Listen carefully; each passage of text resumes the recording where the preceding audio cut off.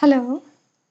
So far now we have completed two parts of Harry Potter series. Now we are heading towards part 3, which is Harry Potter and the Prisoner of Azkaban. Chapter 1, Full Post. Harry Potter was a highly unusual boy in many ways. For one thing, he hated the summer holiday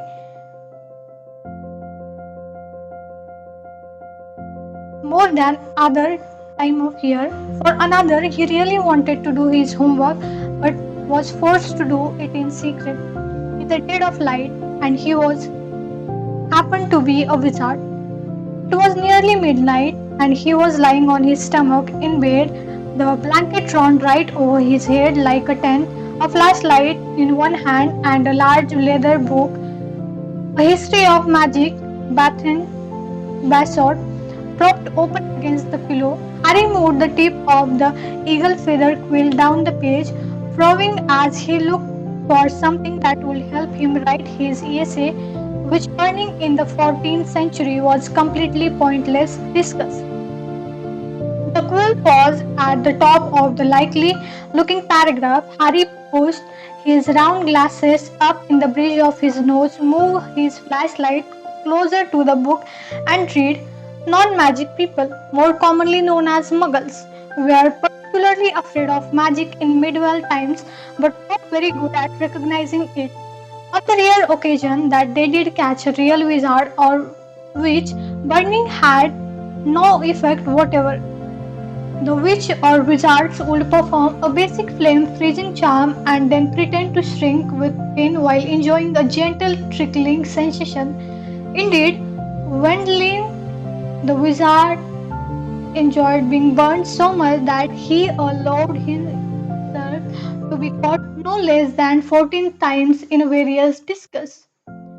Harry put his quill between his teeth and reached underneath his pillow for his ink bottle and a roll of parchment. Slowly and very carefully, he unscrewed the ink bottle, dipped his quill into, and began to write, pausing every now and then he listened because if any of Dursley's heard the scratching of his quill on their way to the bathroom, he had probably find himself locked in the cupboard under the stair for the rest of the summer.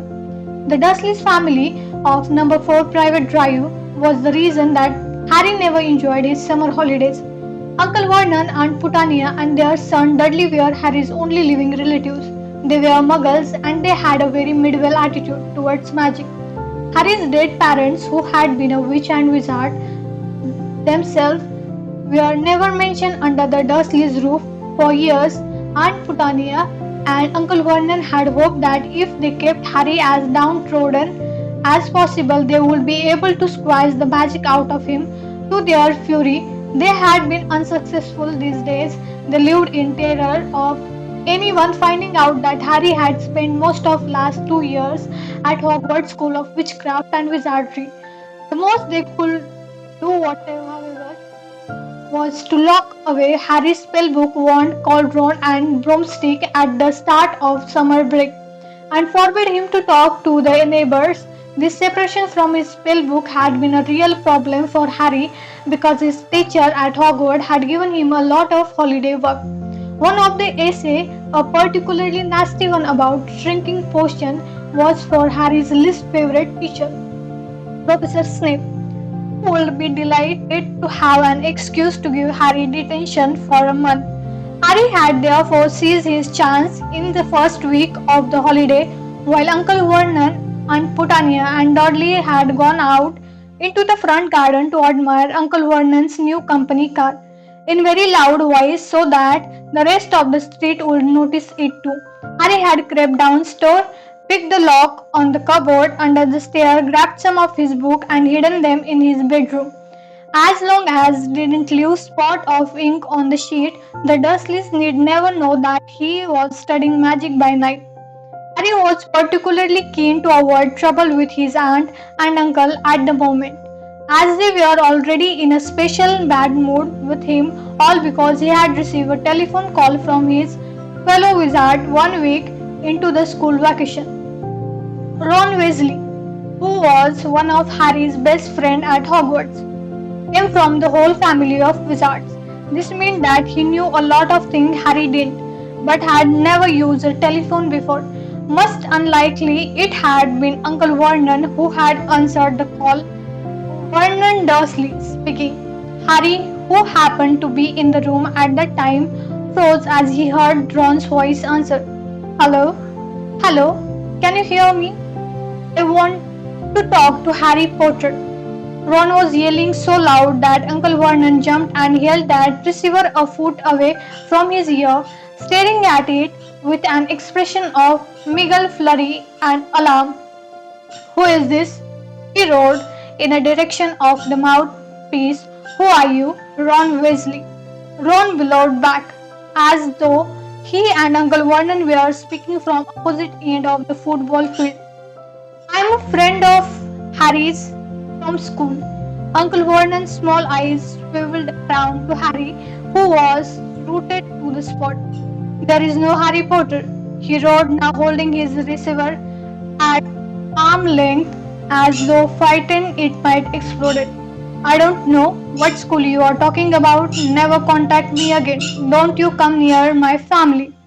And he threw the receiver back into the telephone as if dropped a poisonous spider. The fight that had followed had been one of the worst ever. How dare you give this number to people like you? Uncle Vernon had roared, sparing Harry with speed. Ron obviously realized that he had gotten Harry into trouble because he hadn't called again. Harry's other best friend from Hogwarts, Hermione Granger, hadn't been in touch either. Harry suspected that Ron had warned Hermione not to call, which was a pity because Hermione, the cleverest witch in the Harry's year, and Muggle's parent, knew perfectly well how to use the telephone and would probably have had enough sense not to say that she went to Hogwarts. So Harry had no words from any of his Wizardian friends from 5 long weeks. And this summer was turning out to be almost as bad as last one. There was just one very small improvement after swearing that he wouldn't use her to send letter to any of his friends. Harry had been allowed to let his owl Hedwig out at night. Uncle Vernon had given in because of the racket Hedwig made if she was locked in her cage at the time. Harry finished writing about Waddling the wizard and paused to listen again. The silence in the dark house was broken only by the distant grunting snore of his enormous cousin Dudley. It must be very late, Harry thought. His eyes were itching with tiredness. Perhaps he had finished his essay tomorrow night. He replaced the top of the ink bottle, pulled an old pillowcase from under his bed, but the flashlight, a history of magic, his essay, quill, and ink inside it, got out of bed and hid the lot under a loose floorboard under his bed. Then he stood up, stretched, and checked the time on the luminous alarm clock on his beside table. It was 1 o'clock in the morning. Harry's stomach gave a funny jolt. He had been 13 years old without realizing it for a whole hour. Yet another unusual thing about Harry was how little he looked forward to his birthday. He had never received a birthday card in his life. The Dursleys had completely ignored his last two birthdays, and he had no reason to suppose they would remember this one. Harry walked across the dark room, past Hedwig's a large empty cage to the open window. He leaned on the sill, the cool night air pleasant on his face after a long time under the blanket. Hedwig had been absent for 2 nights now. Harry wasn't worried about her. She had been gone this long before, but he hoped she had be back soon. She was the only living creature in their house who didn't flinch at the sight of him. Harry thought, still rather small and skinny for his age, had grown a few inches over the last years. His jet black hair, however, was just as it always had been, stubbornly untidy. Whatever he did to it, the eyes behind his glasses were bright green, and on his forehead, clearly visible through His ear was a thin scar, sharp like a bolt of lightning. Of all the unusual things about Harry, this scar was the most extraordinary of all. It was not, as the Dursleys had pretended for 10 years, a souvenir of the car crash that had killed Harry's parents because Lily and James Potter had not died in a car crash. They had been murdered by the most feared dark wizard for 100 years, Lord Voldemort. Harry had escaped from the same attack with nothing more than a scar on his forehead where Voldemort's curse, instead of killing him, had rebounded upon its originator. Barely alive, Voldemort had fled, but Harry had come face to face with him at Hogwarts, remembering their last meeting as he stood at the dark window. Harry had to admit he was lucky even to have reached his 13th birthday. He scanned the starry sky for a sign of Hedwig, perhaps soaring back to him with a dead mouse dangling from her beak, expecting praise. Gazing absently over the rooftop, it was a few seconds before Harry realized what he was seeing.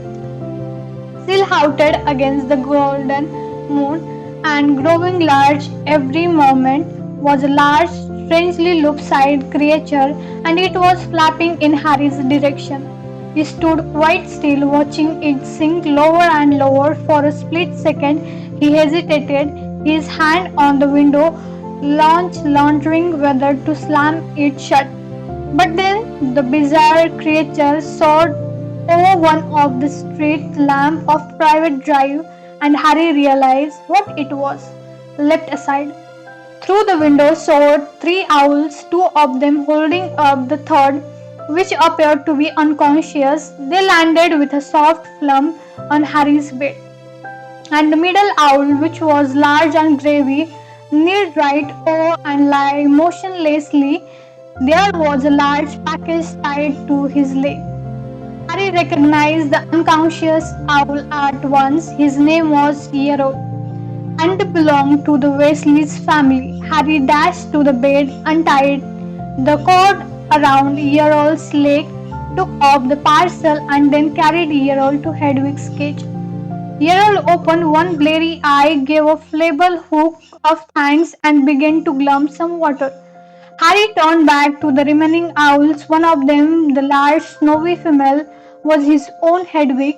She too was carrying a parcel and looked extremely pleased with herself. She gave Harry an affectionate nip with her beak as he remembered her burden, then flew across the room to enjoy Errol. Harry didn't recognize the third owl, a handsome tawny one, but he knew at once where it had come from because, in addition to the third package, it was carrying a letter bearing the Hogwarts crest. When Harry realized the owl of its burden, it ruffled its feet, importantly stretched its wing, and looked off through the window into the night. Harry sat down on his bed and grabbed Yertle's packet, ripped off the brown paper, and discovered a present wrapped in a gold and his first ever birthday card. Fingered tremblingly, slightly, he opened the envelope. Two pieces of paper fell out, a letter and a newspaper clipping. The clipping had clearly come out of the wizarding newspaper, the Daily Prophet. Because the people in the black and white picture were moving, Harry picked up the clipping, smoothed it out, and read: Ministry of Magic employs Scoop Grant Prize, Arthur Weasley, head of the Ministry of Muggle Artifacts Office at the Ministry of Magic, has won the annual Daily Prophet Grant Prize. Draw. A delight, Mr. Weasley told the Daily Prophet. We will be spending the gold on the summer holidays in Egypt, where our eldest son, Bill, works as a curse breaker for Gringotts Wizardian Bank. The Weasley family will be spending a month in Egypt, returning for the start of the new school year at Hogwarts, which 5 of the Weasley children currently attend. Harry scanned the moving photograph, and the green spread across his face as he saw all nine of the Weasleys waving furiously at him standing in front of the large pyramid. Plump little Mrs. Weasley, tall balding Mr. Weasley, six sons and one daughter. All, though the black and white picture didn't show it, with flaming red hair. Right in the middle of the picture was Ron, tall and glaggling, with his pet rat Scabbard on his shoulder and his arm around his little sister Ginny.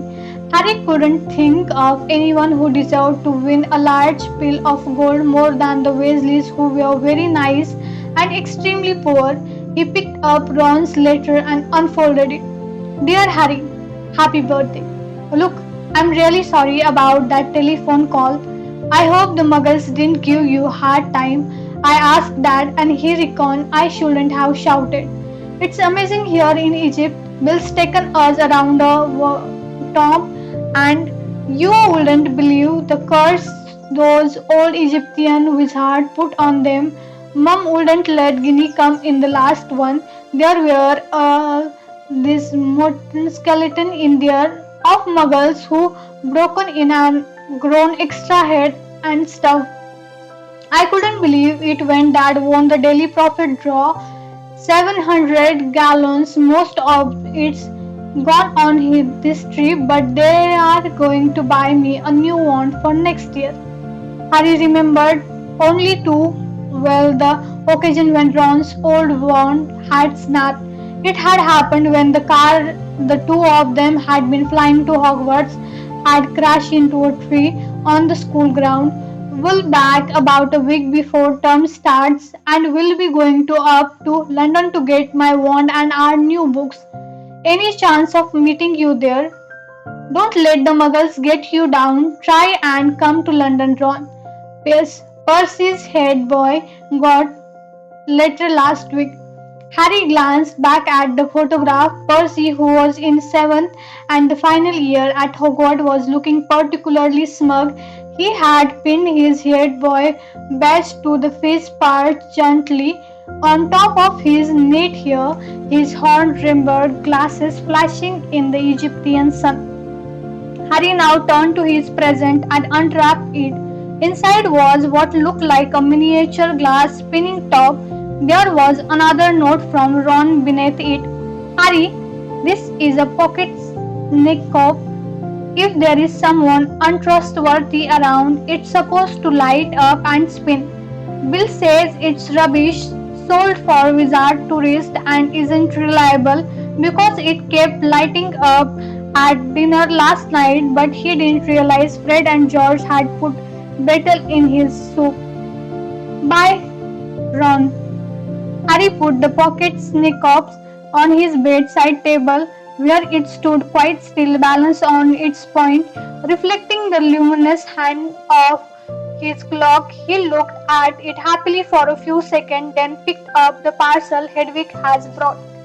Inside these two there was unwrapped present and a card and a letter, this time from Hermione.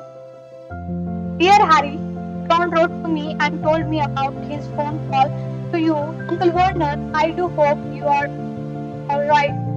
I'm on holiday in France at the moment and I didn't know how I was going to send this to you. What if they had opened it at a custom but then had turned up? I think she wanted to make sure you got something for your birthday for change.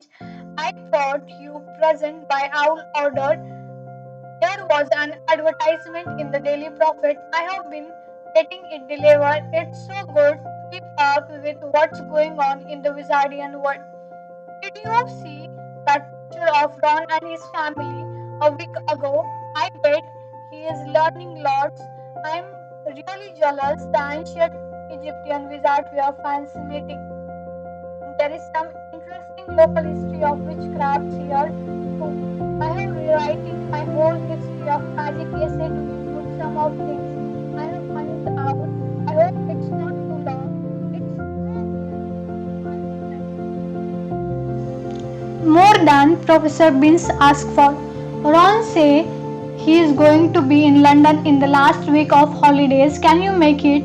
Will your aunt and uncle let you come? I really hope you can. If not, I'll see you on the Hogwarts Express on September 1st. Love from Harmony. P.S. Ron says Percy's head boy. I'll bet Percy's really pleased.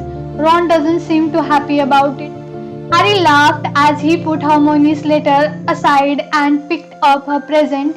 It was very heavy. Knowing Hermione, he was sure it would be a large book full of very difficult spell, but it wasn't. His heart gave a huge bounce as he ripped back the paper and saw a sleek black leather case with silver word stamped across it, reading Broomstick Servicing Kit. Wow, Harmony, Harry whispered, unzipping the case to look inside.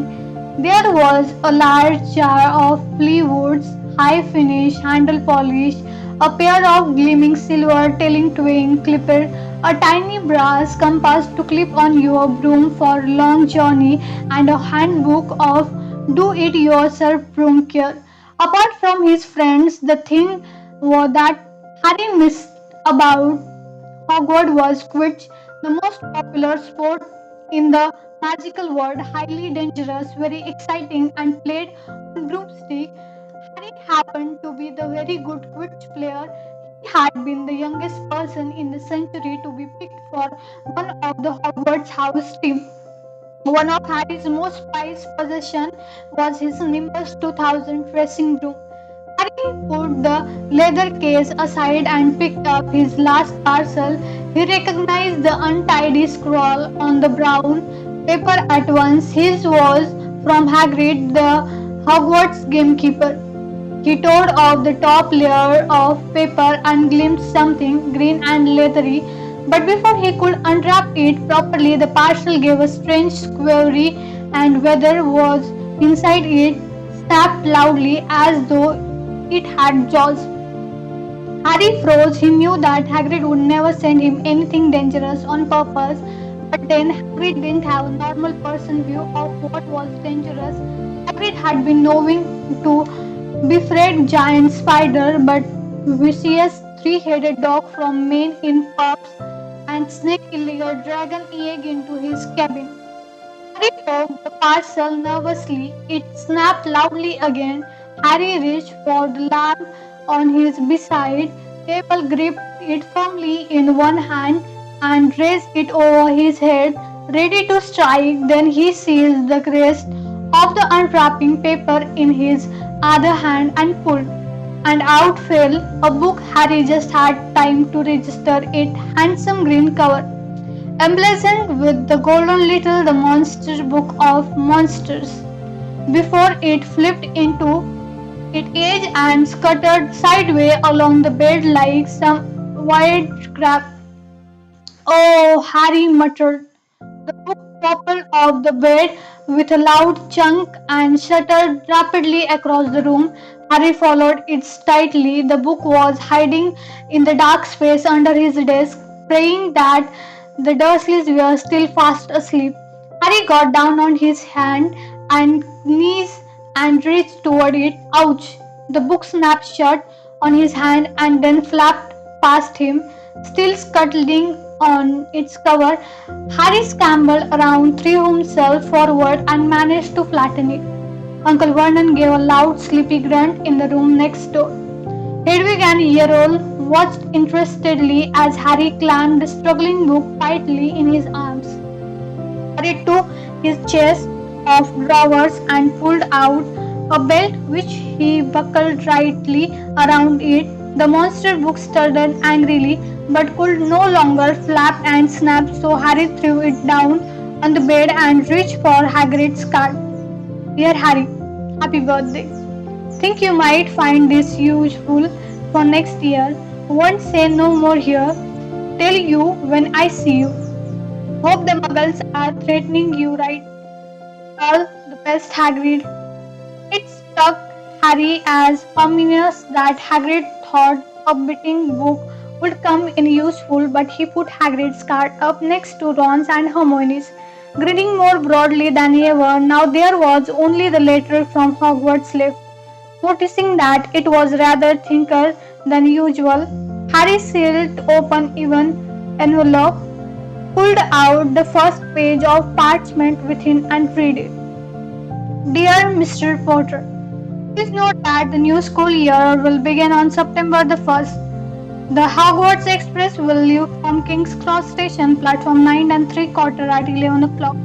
Third years are permitted to visit the village of Hogsmeade on certain weekends. Please give the enclosed permission from your parents or guardian to sign. A list of books for next year is enclosed. Yours sincerely, Professor Minerva McGonagall.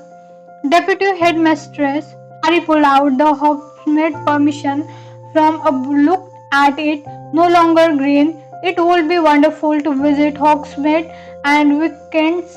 He knew it was an entirely Wizardian village and he had never set foot there, but how on earth was he going to pursue Uncle Vernon's and Aunt Petunia's signature the form? He looked over the alarm clock. It was now 2 o'clock the morning, deciding that he had worried about the Hogwarts from when he woke up. Harry got back into the bed and reached up to the cross of another day on the chart he had made for himself, counting down the days left until his return to Hogwarts. Then he took off his glasses and lay down, eyes open, facing his three birthday cards. Extremely unusual though he was at that moment, Harry Potter felt just like everyone else, glad for the first time in his life that it was his birthday. That's it for today. Thank you so much. Stay tuned for next chapter. Till then, see ya. Bye bye.